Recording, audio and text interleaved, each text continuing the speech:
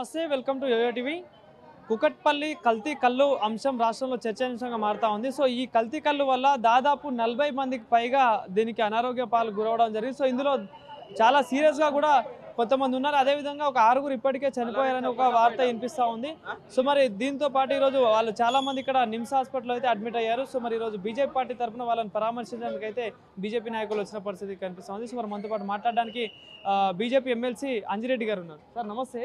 So ఈ కల్తీ కళ్ళు అనే అంశం రాష్ట్రంలో చర్చనీయాంశంగా మారుతా ఉంది. నిన్న దాదాపు 40 మందికి పైగా సీరియస్ ఉన్నారని చెప్పారు. అందులో ఇప్పటికే 6 చనిపోయారని కూడా వార్త వినిపిస్తూ ఉంది. సో ఎట్లా సార్ ఈ అంశాన్ని? సార్ ఎంత దారుణం ఉందంటే ఎక్సైజ్ డిపార్ట్మెంటు కమిషనర్ అయినా తర్వాత మంత్రి గారు అయినా గతంలో వికారాబాద్లో జరిగింది. వికారాబాద్లో జరిగినప్పుడు కూడా వీళ్ళు చర్యలు తీసుకోకుండా అదేవిధంగా మళ్ళీ కామారెడ్డిలో జరిగింది.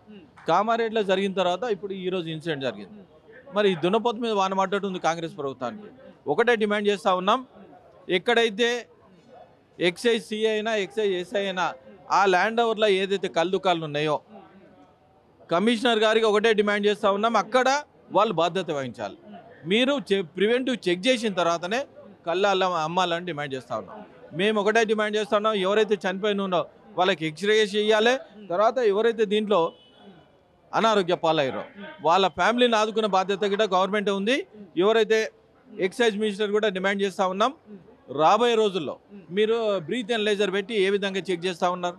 మరి మీ డిపార్ట్మెంట్ లేకపోతే పోలీస్ డిపార్ట్మెంట్కి ఇవ్వండి, లేదా ఏంటంటే కంబైన్డ్గా చెక్ చేసి చేయండి. ఎక్కడైతే కళ్ళు గీస్తూ ఉన్నారో, చెట్టు నుండి కళ్ళు గీస్తూ ఉన్నారో వాళ్ళకి బేషరతుగా మీరు చెక్ చేసి వాళ్ళను నిస్వార్థంగా అమ్మడానికి వీల్లేయండి.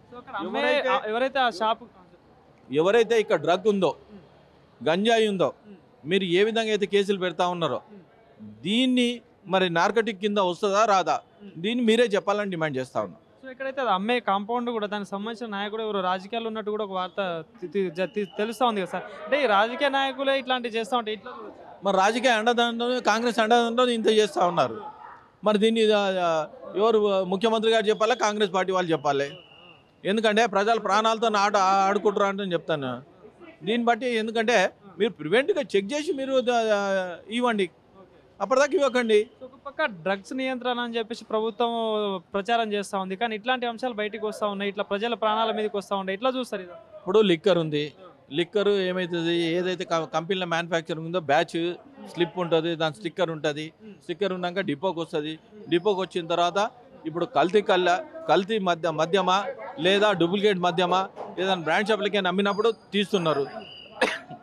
ఆ విధంగా మీరు చెక్ చేసి ఇవ్వాలని డిమాండ్ చేస్తాను. సో లోపల ఉన్న ఎవరైతే ఆ పేషెంట్ వాళ్ళని కలిసే ప్రయత్నం చేస్తారా? ఎట్లా ఉంది వాళ్ళ పరిస్థితి?